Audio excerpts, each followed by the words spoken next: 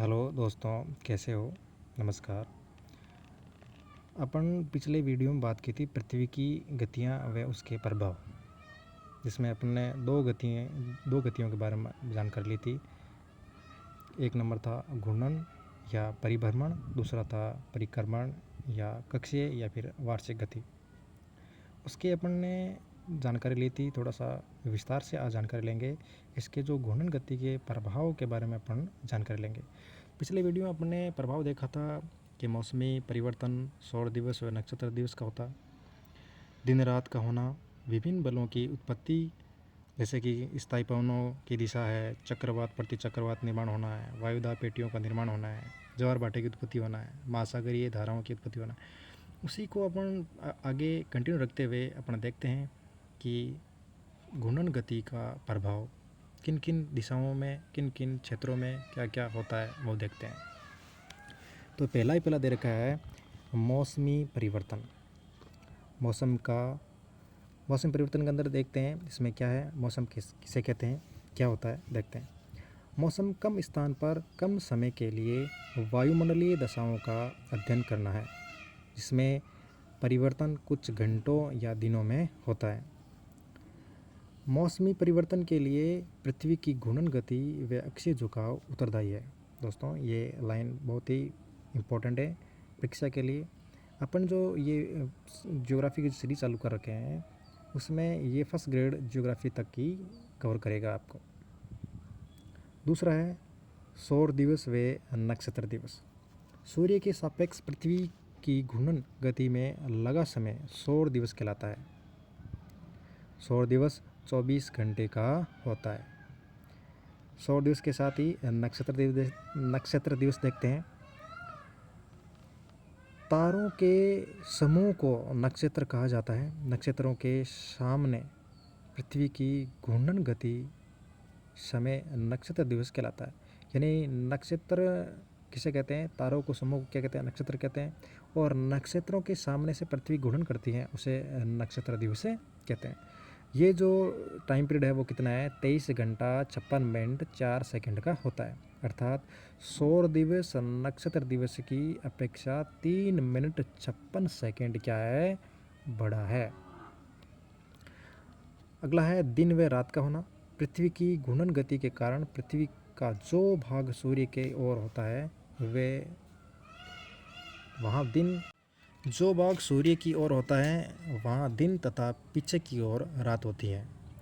अर्थात पृथ्वी का आधा हिस्सा सदैव दिन प्राप्त करेगा जो सूर्य की ओर रहता है, तथा आधा हिस्सा जो पीछे की ओर रहता है वह रात प्राप्त करेगा। परंतु पृथ्वी के अक्षीय झुकाव के कारण ये आधा भाग सदैव ध्रुव से ध्रुव की ओर नहीं होता है।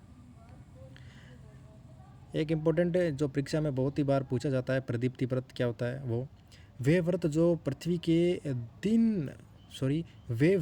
पृथ्वी को दिन व रात के रूप में अथवा प्रकाशित व अंधेरे के रूप में विभाजित करता है, उसे प्रदीप्ति व्रत कहते हैं। यानी प्रकाश और अंधेरे को दो भागों में बांटने का काम कौन करता है, प्रदीप्ति व्रत करता है।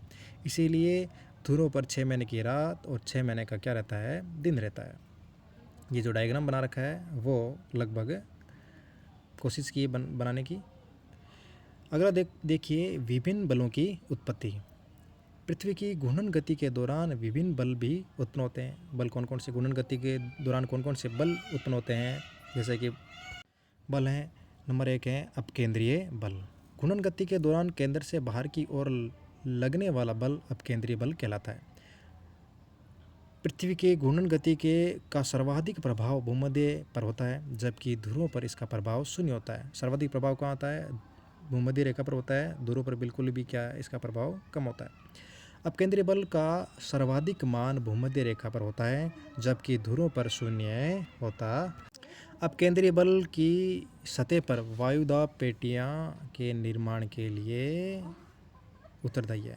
अपकेंद्रीय बल पृथ्वी की सतह पर, पृथ्वी की जो सतह है उस पर वायुदाब पेटियों का निर्माण के लिए क्या है, उत्तरदायी है। कौन सा बल है, अपकेंद्रीय। दूसरा बल है अभिकेंद्रीय बल। घूर्णन गति के दौरान केंद्र की ओर लगने वाला बल अभिकेंद्रीय बल कहलाता है। अभिकेंद्रीय बल का मान भूमध्य रेखा पर 0 होता है, जबकि ध्रुवों की ओर जाने पर बढ़ता है।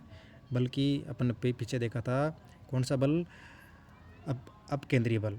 अपकेंद्रीय बल क्या था, उस पर भूमध्य रेखा पर क्या होता था, ज़्यादा। बल्कि अभिकेंद्रीय बल क्या है, वो भूमध्य रेखा पर क्या है, बिल्कुल 0। और ध्रुव की ओर जैसे जैसे बढ़ते जाएंगे वैसे वैसे ये बल बढ़ता जाएगा।